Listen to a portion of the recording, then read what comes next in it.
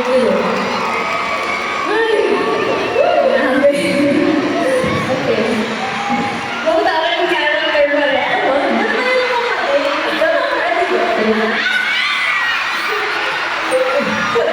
I know!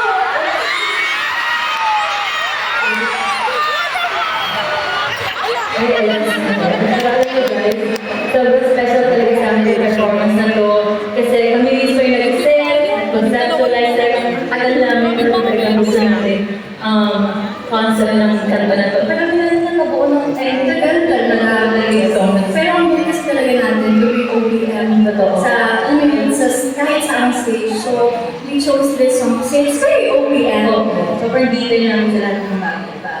Yes, and we really wanted it to be something that we're proud of, using a song, but one of the Philippines' finest, Miss Sarah G.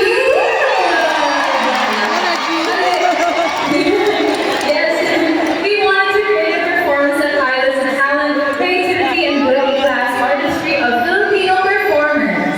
Yes. Ano ba? Ano ba rin? Mag-share tayo ng ano, ha? Mga experiences during Broad. Siguro, naging struggle natin. Oh, wala! Wala ko na Confident siya like Yung sa that. chair. Ang hirap sumayo sa ano, sa isip. Namili kami ng share ng coffee namin.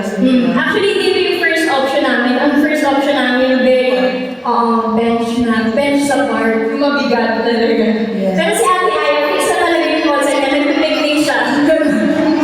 Na-enjoy niya yun. Pero syempre, hindi lang tayo may prepare for tonight. Kasi gusto ng performers, grabe rin yung effort and creativity na binigay nila para mabuo ang performance nila. Ito, ang nila. Nila. Nila. Yes. And nakita ko yung hard work. Hard work. And nakita ko yung hard work na yung sobrang nito natin. Kaya naman, guys, ibigay natin yung energy nyo sa kanila. Are you ready?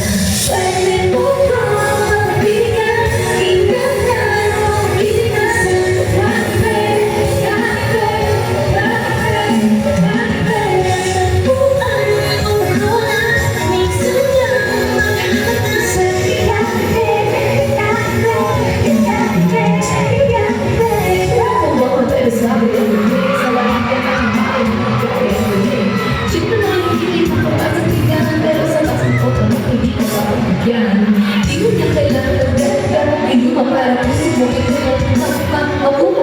Minsan, di mo na babae na pag-trip lang. Kung magalong